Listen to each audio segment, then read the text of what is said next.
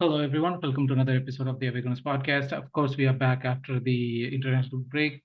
We used to promise that we will do a lot more episodes during these breaks, and then we realized that we are not we are not consistent enough to do that, so we Yeah, didn't. we need to take a break as well, right?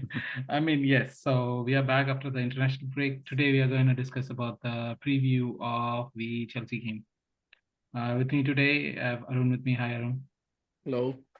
And Ellen. Hi, Ellen. Hi, Picasso. Hello. So before we start, as usual, like, share, subscribe, comment in, and reach out to us on, anything that you guys feel like talking. That's the whole idea. And also, um, why am I blanking today so much? Arun, tell Yes, people please about do the. support us. Please continue supporting us. If you have anything, like leave your comments at the below. Subscribe to our channel, press the bell icon. If you want to participate, do let us know. And if Yeah, you have any we were suggestions for us to improve, do we let were us. asking for 300 subs, and we have crossed the 300 subs, Yes. 301. So thank you for that. So road to 400 starts today. Yes. So let's start the discussion. We are coming back after international break. Arun, I will start with you, right? Coming back after international break, I didn't hear a lot of news about any of our players being injured. But of course, there was this huge, injury information regarding Neymar that has come out. Yeah. At this point, like, I mean, I know we are not here to talk about Neymar and others, but when he was young, I always wanted him to come to Arsenal at some point in time. Even as long as, like, as far as like a couple of seasons ago, when we were looking for, like, wingers and stuff, my thought was like, okay, if people were talking, oh, Mbappe will come to Arsenal and stuff, I'm like, no, that's not gonna happen. But if Neymar comes in and we could get like one season out of him, that would be great. Is what my thoughts were.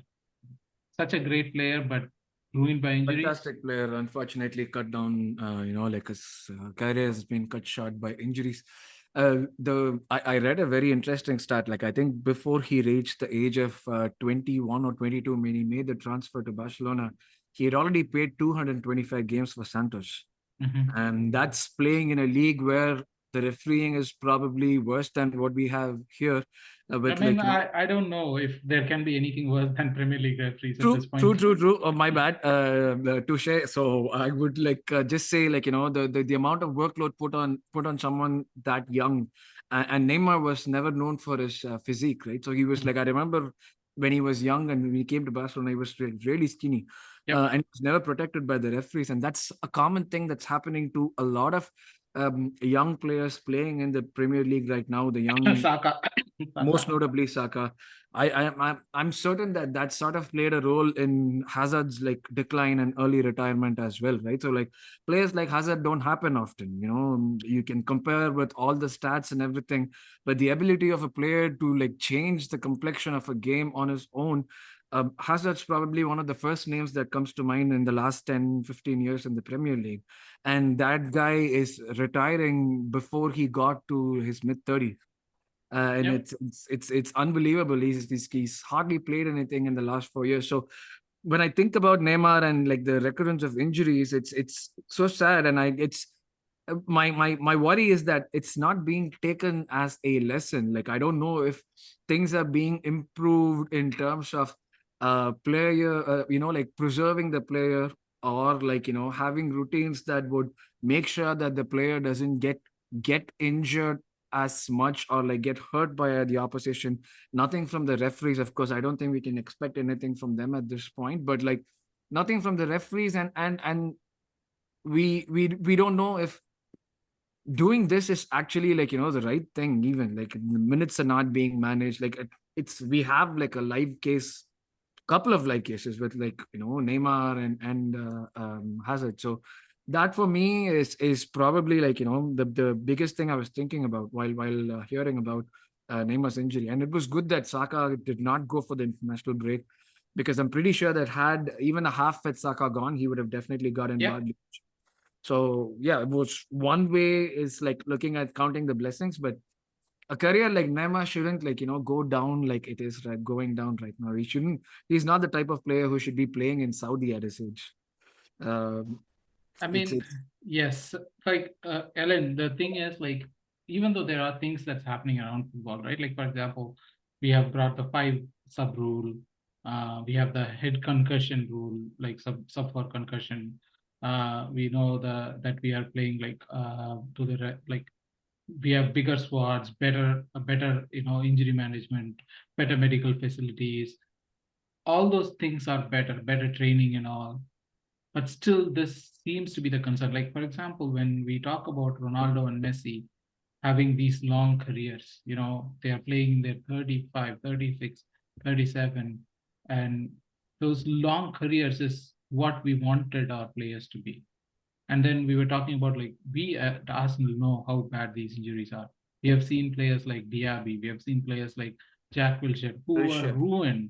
ruined by injuries. Even to the case of like Cazorla playing in the Saudi league, I would say Cazorla should have been one of those greatest players.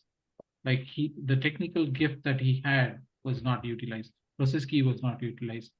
This this is not offset, or like this injury stuff is not being cleared by making all these infrastructural adjustment, making all these route adjustments. What would clear this? See, there are like multiple reasons why, like in particular, Arsenal gets all these injuries. See, leave Ronaldo. He's a different league person. His physique is like all like a different class. Like you cannot compare anybody with Ronaldo. But if you take even Messi, right? When Pep Guardiola managed Barcelona, he used to rotate even Messi. There will be games where Messi won't start because at the young age, right, when they are developing, if you play them too much, right, they will get injured, and that could be like a career-threatening injury also, or like a person with regular injuries. So that is what like we have to do. We have to like even if the stars, we'll have to rotate, or else right like with the number of games we are playing nowadays, it is increasing every year. Like be the friendlies also now, right? Like you cannot trust big players because like there are a lot of sponsorship involved, and they will have to play. So too much of playing is happening now. Second thing, right? If you start seeing our Arsenal team, right, when we moved from the physicality to like completely beautiful football, that's when our injuries started because we were getting people who are like less physic.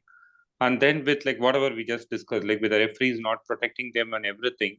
And one other big mistake which Arsenal regularly does is like they don't rotate players. Like the same playing 11 will be playing for almost the entire season if they are not injured or like getting a ban. So they play day in and day out, and like after some time, right? Like such gifted players. I'm saying I'm not talking about those big physical players, like the players with like more technical skill. Those players, right, when they play like that, right, they tend to get injured, and that is the pattern we would have seen in Arsenal. And whatever case, like Arun was saying, right, about Hazard and others, they also get injured because of that. Jack Wilshere is a best case. Like we overplayed him, and then like he got injured to such an extent that like he's like Left star ankle. didn't play, went to smaller teams, and now he's going to be a coach. Yep. It He, is like he is that's already he is already coaching the under 18s, no, under. for a major team like or a club team, he is going to coach soon, is what I heard. Like for that very engaged, that is I kind of don't a see player him who as a should have coach. I finished. don't I don't see Jack Yeah, becoming like a successful coach. I don't know. Maybe I could maybe I we could be might be wrong. wrong because we haven't seen him much. Like Yeah. see, even on the field, right? Like he couldn't achieve his potential just because of the injuries. Like Mm. a person who should have been the superstar for England, like didn't even play. Like is like what to say, Yeah. the premium years, like at all. So that's one thing. Like the it's a combination. One is like we are overplaying the stars. Saka's case is exactly the same. Like we are saying like he's like in a record of continuously playing the games, but then like he's also saying like for nearly a year he's injured and he's still playing. Why do Mm. you have to play him? in such a scenario, give him rest for a game, or like take the case of Partey, like a person who was not at all injured in Atletico Madrid, like is coming and regularly getting injuries here. Mhm. One is like lack of rotation. Like second is like the referee is like, and that too when it is against Arsenal, the referee will allow the others to kick us too. So that is also there. Like so, it's a combination of things, but like it cannot be solved by only one thing. Like say first of all, even with Arteta, like Wenger, or like I think only during Emery's play period, like we were like giving chances to others. In that way, people were getting rotated. But like both Arteta and Arsene Wenger, they doesn't rotate much their playing 11. At least Arteta is like little bit better with respect to substitutions. Wenger also substitutions also give a stand at times. I So mean, because of that, right, like we were having lot of injury issues, and that continues now also because of our playing style and the type of players we take, mhm. and like lack of support from referees. So yeah, for the viewers, you can comment in, or in this post or in this video or audio, wherever you listen in, about like what could we do to rectify the situation, or to make it better. Like it cannot be rectified in a day, like Ellen said, but it could be made better. So getting back to the game, I will start with like the obvious, right? Like Chelsea has not had a great start to this season. They're sitting on 11th or 10th. Are they behind 12th, I think. 12th? Wow. Yeah, I think they are 12. Oh no, 11. See, they are just behind Yeah. United. So yeah, better United fans don't talk too much. Mhm. But it's not a great start. Pochettino has come in. They have had their fair share of injuries and stuff. But Ellen, I'll start with you. But they have been having a turn in form of sort, right? Like they have won against like a couple of teams. They are playing better football. I mean, they're finishing off their chances, which they were not doing better. So, like coming back from an international break, although we went into the international break with the victory against City, is this a tricky fixture? See, in a way, this is a tricky fixture because, like, one of the things which we don't realize with the current Chelsea team, right? We just go by the results and we think like they are having a bad season, but in reality, right? They like missing Lukaku. That is the major reason Nkunku, because yeah. in terms of chance created, right? They are actually fourth in the list of all the teams. So they are actually creating chances. Luckily for us, like Sterling, Mudryk, or like Jackson, the famous Jackson, like they all miss it. Famous Jackson. Yeah, because like in with FPL, right? Everybody took him because of the fixtures and like this thing. He always gets an yellow card. Already, like he has got like 5 and missed a game too. So I hope they continue that trend because like in terms of gameplay, right? Like they are actually doing good. The results are not that because of their what to say, the players are not playing to their potential or this thing. So I hope it continues like for few more weeks at least, and like they doesn't start playing the proper way from our game. That's what I'm worried about because like normally these international breaks are the time where they gel or they practice more, and I don't want that to happen like against us because stats wise and everything they are actually doing good, but like the important stats of like goals conceded or like goals scored, they are not doing good. But then Arun, with the yeah, yeah. introduction of other few players also, like they're getting a core now. Arun, the thing is, like, what I cut Ellen off during that conversation was like, we are not good under Arteta when we come back from these international breaks. Even if it is again like against like teams like Fulham and other stuff, we have not been performing good when we come out of this international break. And going to Stamford Bridge, I don't feel good. How do you feel about it? Not no. Who went for the international break? Magalhaes went for the Yeah, for play for Brazil. Zinchenko went. Saliba did not go. Zinchenko, Jesus, Jesus Jesus, and man. went. yeah, Yeah. Jesus, and it was only like Rice, right? Rice and Odegaard. Mhm. Uh, I don't think Odegaard's performance can go below than where he is at right now this season. So I'm not too worried about that part. I mean, like, and we had like the main three players not going. So Martinelli did not go, Saka did not go, Saliba did not go. They got the rest. Gabriel, we know like he's the kind of player who is like hard as a rock. He doesn't get tired with this. And Zinchenko did not play a lot either. The only person that I was probably worried about was for Partey. And like, because he did not look convincing in the game against USA. I think it was USA that they got beaten 4-0. The Ghana lost 4-0. I don't remember who I they don't lost to. remember who that is. But yeah, they were not good in that game, and Partey was hardly doing anything. And I think he was subbed off after 60 minutes or something like that. So, I wasn't expecting him to start this game against Chelsea either. So I don't think. Are we getting there? Are we getting there? Starting No, 11. no, not yet. But I'm just saying, like in terms of the repercussions that this international break could have on the players in terms of like fatigue or whatever it might be, there's a large part of the squad I say that did not like go and play during the break. They did not go and play during the games. So we would definitely be having like an 11 that can start and perform irrespective of the fatigue. So Okay. that's where So I feel I that I think like Picasso is not talking about the fatigue. He's talking about the concentration or like the No, team's just starting trouble. just Starting not about trouble the of the starting break. trouble or even like somehow we play bad. That's No, it. that's There the is thing. no. It's probably got to do with, for me, I would only think it's got to do with fatigue, because like otherwise, if we do come back, you can argue that like the win against City, that God should keep the players buoyed up for like at least until we get to the next bad performance, I would say. So this is something that can boost teams up and give belief that you wouldn't normally get otherwise. So I mean, I don't. I was pissed off that that we had to go into a break after that. If we had the game right after that without the break, I would have been more confident.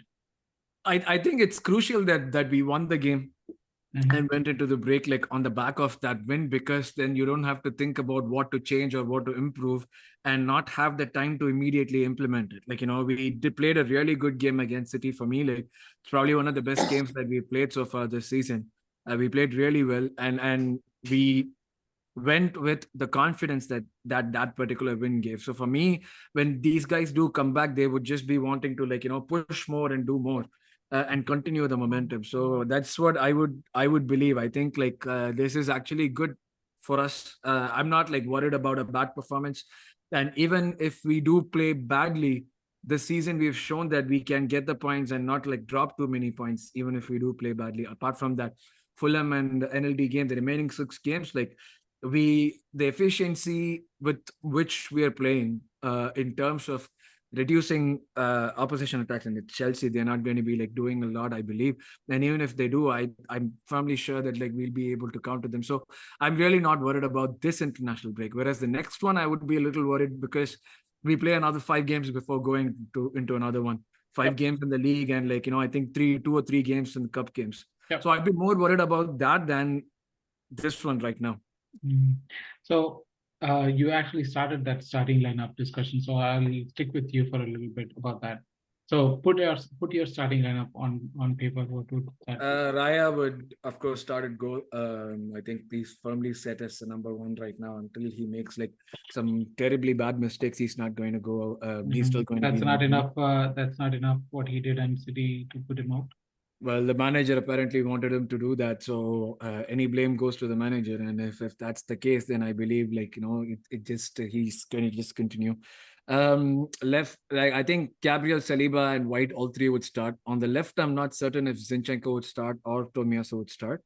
That's the only place. But I think given it's Chelsea, we might have like Zinchenko play for the first 60 minutes or so, and then move on. I think their right-sided player is Sterling, right? Maybe Tomiyasu might start because of the fact that it's Sterling and he's in a good run of form. The midfield that I want is Havertz, Rice, Odegaard, and Partey. But the midfield that we'll have is Havertz, Odegaard, and Rice. And the attack would probably be Martinelli, I want Martinelli, Jesus, and Saka to start. They've played only, I think, 20 minutes so far this season, but we would probably not be starting Saka. I think he'll be coming for the last 30 minutes because we also have the midweek game against Sevilla where Saka would be most likely starting. So I think it would be Martinelli, Eddie, and Jesus.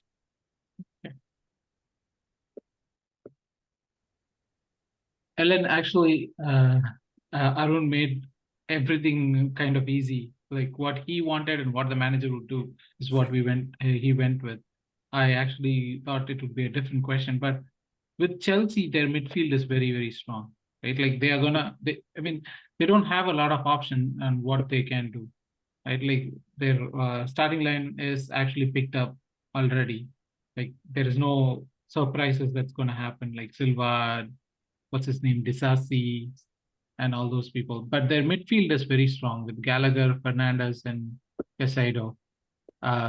Should we actually go with? I mean, Arun said that even though we would want Partey, Odegaard, and Rice to start, it would be Havertz instead of Partey. Do you think that's a right way to do it? Do you think that's what's going to happen? No, like what I think is like we will play both Partey and Rice, and like we will allow White and Zinchenko to attack, like completely roam and like attack both the sides. Like please do remember that Reece James might also start for Chelsea. Oh, he's back. He Yeah, is he was like training, yeah, he is in training, so there is a chance he might start. Like they were initially saying game week 8, now like game week 9, he might like come in. So there's a possibility he might start too. So I think like when we attack, right, like Chelsea, as I said, like they are very good at attack this season. So like we might play Partey and like Rice to start with, attack with others, and like Kai Havertz to come as like an impact sub because like he can do. But I mean, then there's what is the other thing. impact that he brings? Call him a sub. That's enough. He gave the See, assist for the the thing, winner last game. You don't talk like see, that the about thing here players. is like Kai Havertz, right? Like whether he does things properly or not, he runs to the correct positions. That itself, right, like will make the defenders or the other team players, right, to go near him, which will open areas for the other players. Whether he finishes it or not, he creates chances for other players for sure by But his but but movement. that's the thing, right? Like Arun, you were mentioning that Kai Havertz might start. That's where like me and Ellen, I'm with Ellen on this one, right? Like No, because but then it's like Chelsea, it's Stamford Bridge. Starting him there might not be a great idea. Starting no, him I there have will be like a great thing if he scores the winner, and that's what I'm looking forward to. no. That is what I'm going to say. Something like there is a chance that he might start, but not at the position which Arun was saying. There, I Oh, want Yeah, Partey I to think he start. might start as center forward. Yeah, I know. Center forward. The reason is Jesus played 90 minutes, and people coming from South America, right? Like they will be like very late. So there is a chance that like we might not start Jesus. but then who will play on the right then? Kai Havertz will be in the center. And then, like, depending upon Saka's fitness, it will be Saka and Martinelli, or like we might play Eddie, Havertz, and Martinelli, But still, or who it will could play be on right? right Eddie. He never plays on the Is he right. on the right? Yes, that's That what is I think. Like no, but Eddie the never plays on right. He plays on left. I think he played on left once or twice, but I so that don't is what see. it's again. Then see Eddie.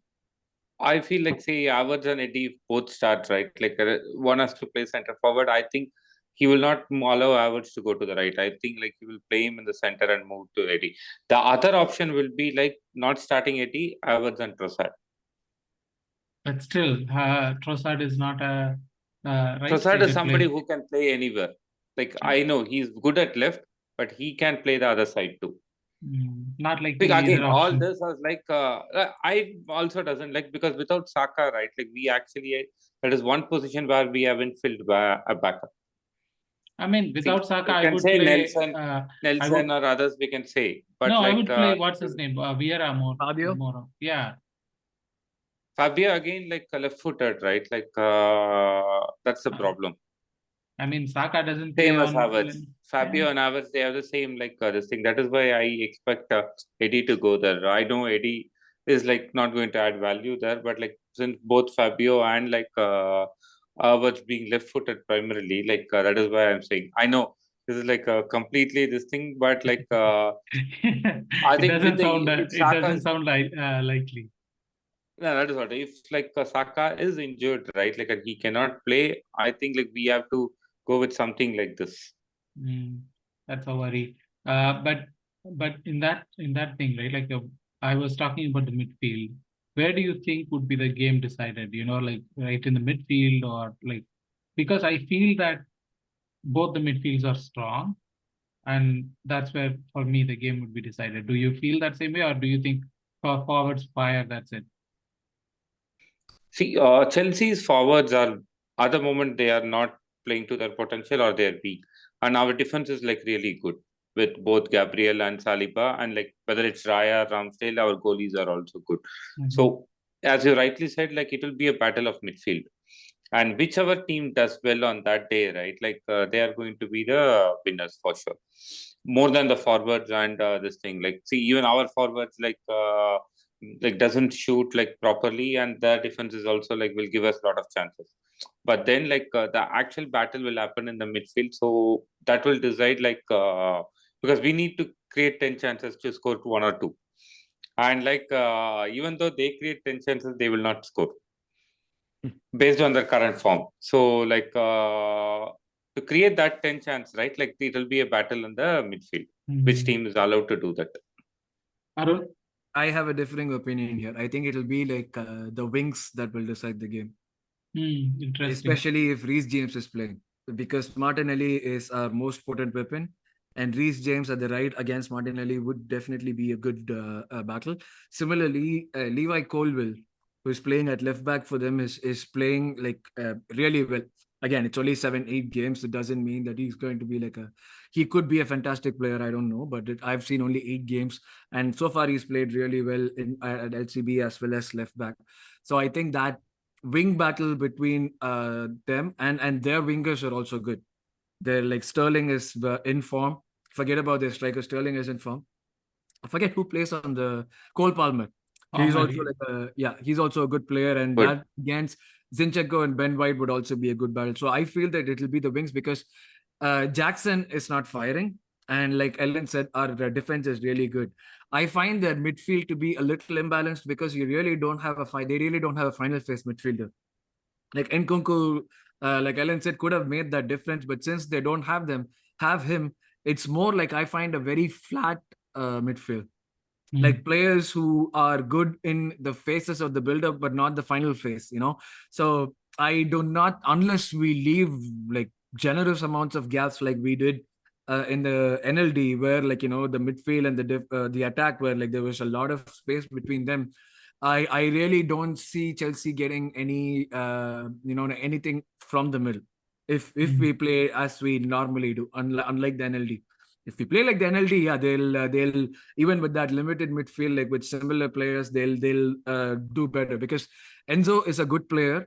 Of course, Chelsea fans hype him up too much. I haven't seen anything special from him yet. He probably has the Not potential. 100 million yet.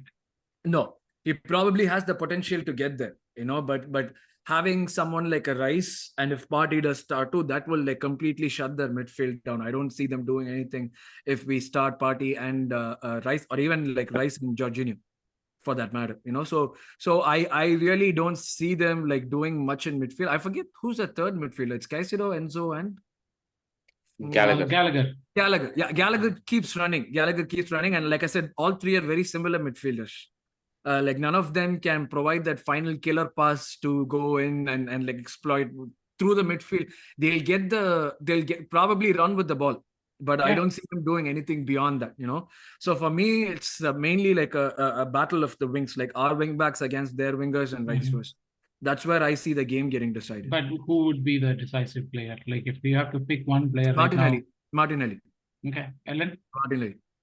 I will also say Martinelli with the current injury things and other things. Okay, let's leave it at that. We'll If also Saka plays, of course, he's going to be like a huge factor. Like, him against Colville. I don't know who plays Desasi and Thiago Silva. I think that's their. Yep, this is same Thiago. I don't think like if Saka gets past Colwell, I think he can score, but I don't know if he's going to start. But Martinelli, these games will be a very interesting battle. And if we win that, I see Martinelli making a huge difference too. Okay, so last thing about this game is the predictions. I'll start with Ellen. Ellen, your predictions? 1-0 to Arsenal. 1-0. Who Martinelli scores? Mostly him. Mostly him is not the answer. Who do you think is going to score? No, because like this 1-0 games, right? Like you never know, like that one goal can come from anybody. So since Martinelli will be the focal area for us, I think it could be him. But then, like we never know, it could be even Prasad. Like he's our best shooter. Like Okay. or at least like a person who always wants to shoot. So I it could be love one of Martinelli or Prasad. I love singing the 1-0 to the Arsenal, but I do want Arsenal to score more goals, especially You know, at I have Stamford Bridge. predicted we'll score 100 goals this season, but this game, right, like coming from international break and everything with the injuries we have, like I think it will be the old 1-0 to Arsenal. What? Go back to that statement. 100 goals this season. Yes. We have I've scored predicted that. 16 goals in 8 games. No, That I is think he fine. meant overall, right? Or is it just the Overall, I think in Premier League in like one of the other pods. See, this is what I'm saying. 100 goals in 8 games. I mean, 16 goals But in I 8 also, games. that is what I also predicted the first 10 to 12 games we will not play well. After that, like we will score in 30 games, like it is like 3 goals a game or an average of 2.5 goals, like will get you that. We are literally scoring less than 2 goals a game. See, that's because Odegaard is playing very bad, like in the first 10 games. Like once he starts, like you'll get more assists from him, and like you'll start like scoring. Is it just me, or like this whole podcast group is now becoming too positive? Like with Deepak saying all these positive things, with Ellen saying 100 goals, with Arvind coming on saying No. we are going to be invincible. What is happening here? No, but like if you see, I am like only with the goals I've said, but the other things at all, like you can see in that other pod prediction, I'll share it with you. They are all more realistic. But goals, I somehow felt with the kind of players we have signed and like the kind of players like who played last season, it will be like shared again with all of us. I mean, I'm not complaining if we score 100 goals. I'm just surprised that everyone's being so positive. I don't score predictions for this game though. You know what? I think it could be one of the two. It'll be like a very comfortable, dominant 1-0, or it could be like a 2-1 or a 3-1. Something where like it's an open game. It's at Stamford Bridge, home for them. They're not going to sit back for sure. So they'll try to play. I mean, it's Chelsea. It's Chelsea. Still. They'll definitely try to play. I know what you mean. Like in terms of their finishing and all that, they've not played any top team apart from Liverpool. But they're definitely not going to sit back. They're not going to do that. So they'll try to play. And if they do play a game and it becomes open, then a 2-1 or a 3-1 is definitely a possibility. That's what I would say. So scorers, either a dominant 1-0 or like an open 2-1 or a 3-1. Yeah. Scorers, please. Scorers, Martinelli will definitely be on the score sheet. Havertz. Hazard. We wish we had Hazard. Havertz will score at least 1. Okay. I'm being bold. He'll score at least 1. At least 1. That is bold. I don't want to point out the similarities between Arun's positivity with Nicolas Pepe here, but to everyone who knows. But that would be the end of the Chelsea preview that we have done. I think we'll continue with our other stuff, which is talking about the rest of the season, rest of the league, the games for this week. Before that, yes, I would reiterate about like the the support for us. Please do continue liking, sharing, and with your friends, and also subscribe if you haven't subscribed. Press the bell icon. So we'll continue with the discussion on the Premier League, like we have been doing this season. There has been quite some interesting games this week. So I'll just throw games at you both, and you let me know on the thoughts. First thing is, it's actually interesting. We are starting with the Merseyside derby. I mean, is it interesting, Arun? Is it interesting still? No, Everton are going to get battered. It's at Anfield, right? No. Yes. Yeah, they're going to get battered. they Liverpool will concede a goal, but I think it might be a 4-1. Yeah, 4-1. 4-1 Liverpool. Okay. No respect for the Merseyside derby. No. It's Liverpool. We've seen how they play this season, and that's what's making them like title contenders. They don't have a defensive midfielder, but they don't seem to be caring about it. They don't have like their centre backs are also like not at the top of their form. They have an injury to Robertson and Simicas would play, but still, in spite of all this, Everton have like they're playing. Yeah, they're playing. They probably have a better start this season than they've had in like any of the last 3 or 4 seasons. But still, the quality difference is really high. You cannot like just depend on Pickford and Anana to save you through games, and that's not going to happen. And if you try to put that physical midfield through Liverpool, they'll run over that team. It's they don't play like slow possession football. So it's all about passing the ball, and like they'll not that midfield is not going to have any difference on them. So yeah, I can easily see them like, come on, they have Tarkowski, so I can easily see them like score 4 goals. Yeah, let's say 4-1 Liverpool. Ellen, the other big one is at least for me, City versus Brighton.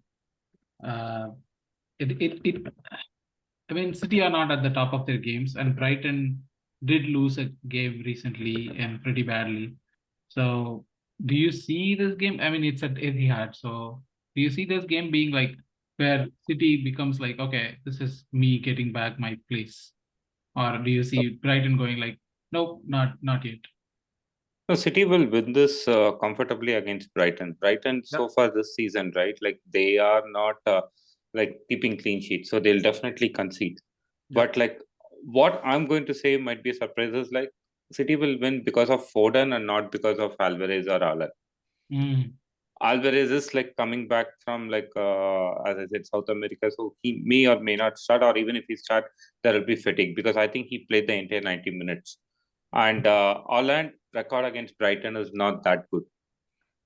But Foden, right? Like he has like is like his favorite opponent kind of. I think he has so far scored 6 goals or an assist or something. And like with all these people getting back now, he might play on the right, like which is his favorite side instead of the other areas. So I think because of Foden, like City will win it. Like, and I think Brighton will somehow score a goal. So it will be like a 3-1 victory for City. But like you are saying, Haaland might not score. Is that becoming a concern for City? Not exactly. See, the biggest concern was like KDB getting injured, but like that itself they managed with Alvarez. Like these are fixtures where like we are going to play next, like 4 or 5 fixtures. Like Holland rarely scored in those fixtures in the past too. So I don't think they'll be bigly like worried about that. They will be. See, if you take Arsenal game, like except for one game at the beginning, Holland never scored against us. Okay. So like definitely it's like a 3-1 victory for City. Yeah. City should win it comfortably. Yeah. I'll throw 2 games at you. One is like Brentford and Burnley.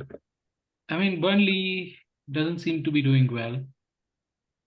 You know what? Like I didn't see them in the championship last time, but like I just like saw highlights of how they played because of all the noise that was coming about company. Companies like managerial strength there. But what I feel is that the quality that they possess in the final third is completely letting them down. From what I've seen of them this season, they're trying to implement everything, all of that company's style of play until they get to the final third. But then like the lack of a proper attacker there is completely letting them down. And another thing I find is like I you can correct me here, Ellen. In the championship last season, I felt that they had a little more like sort of like attacking instinct. They were like playing without any inhibitions. They were like going all out attacking last season. And in the championship, of course, you can do that in the championship. If you're a quality team, then your quality is probably better than all the other teams in the league. Yeah. But when they came to the Premier League, I think that aggression or that need to attack has completely gone down. They're like playing with a lot more caution, which I feel is again like coming in the way of them doing well. That's what I feel. So, though Brentford are not doing well, I just don't see a way by which Burnley can win this game. So, I would still go with and I think I am hoping that this game and possibly the win that Brentford get could bring their season back. I really like Thomas Frank, though they beat us 2-0, 3-0 in the first game that we played a couple of years ago. What that manager has been able to do with the limited funds that he has got for a team that has just like moved up from the championship it's unbelievable. You generally want these teams to stay in the league for a while and not just like drop off after a season or two. So for me, I would definitely want I think Brentford will win this one. Yeah. The other one I wanted you to talk about is the Bournemouth Wolves game. Oh my God, you really have to do that. No, I mean, it's a very simple one, right? Like Wolves are not doing great, but they've been scraping by. They did win against City of all. Did they win or did they draw? No, Wolves regularly plays well against City. Mhm. So that is like Arsenal playing against Southampton. So don't go into that. But I think Wolves like have, Bournemouth in will general, win this game. but Wolves in general have played well this season so far, like without any, I find the difference between Burnley and Wolves is that Burnley, uh, try to play well, but they falter at the end. But like Wolves, they play like aggressively. They want to create their chances. They want to take their chances. So I feel like, for me, I think Wolves have the upper hand in this one. Okay. Yeah, I mean, and Bournemouth have not been like playing well. They have. I think they are in the relegation zone right now, right, or about 15 to 20. I think that's Mhm. where they are right now. Yeah. So I think Wolves have a better chance. Of course, Jimenez has not done anything. Yeah, Bournemouth are 19th. Yeah, exactly. So Bournemouth are 19th. Wolves haven't like scored. They've scored, I think, less than 10 Uh, goals. Arun, just to correct you, Jimenez is not with Wolves anymore. Yeah. Oh yeah, sorry, he he's moved. He moved. Yeah, yeah, he yeah. moved to yeah.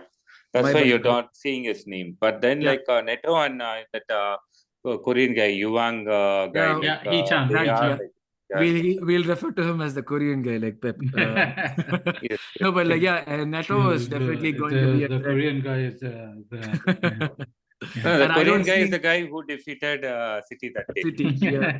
And I don't Uh, see anyone from Bournemouth good enough to stop Neto if he gets on a roll. So the Neto factor is probably that little bit of quality is probably going to be the If difference I'm, between the two, in my opinion.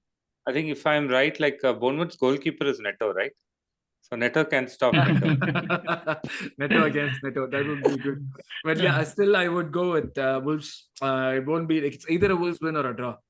The one game that I don't want to throw at either of you is the Luton Town versus Nottingham Forest game.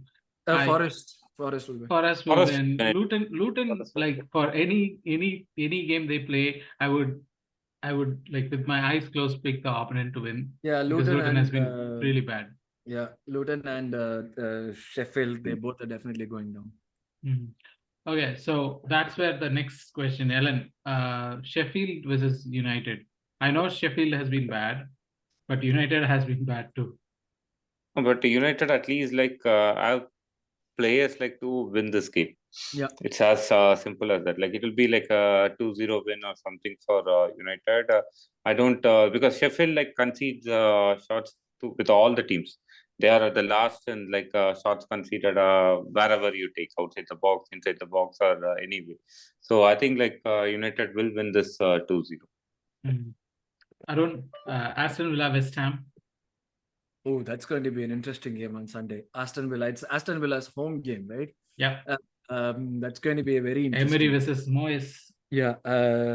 It's football heritage against Cup legend. Yeah, cup specialist. I think it would be a Villa win or a draw, but I would go for a Villa win. Actually, they play really well at home. I mean, It's you're away going from the against the media darlings West Ham. But still, West Ham are playing really well this season, but they just sit. They especially away games, they just sit and hit on the counter. That's the reason why I said a draw. But Emery knows how to win home games. It's like I said, it's away games that he falters. He has no idea what to do.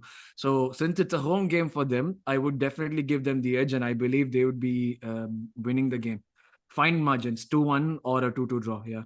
And let Tottenham, Fulham.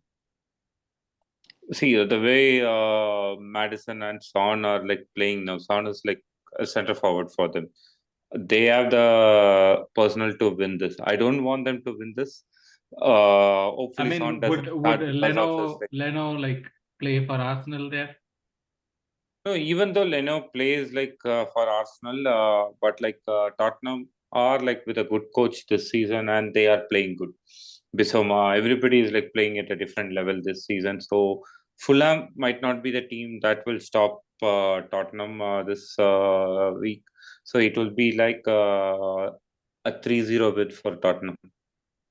I should probably stop asking Ellen these questions because he's talking good things about Tottenham, and I don't like this at all. But I also don't like it, but like we have to predict properly. Okay. Anyways, that is our predictions, and as usual, just to comment in or reach out to us, and hope we win against Chelsea, and then meet you again after the game with Arsenal winning 10 goals to Chelsea 0. Bye, everyone. Bye. Bye.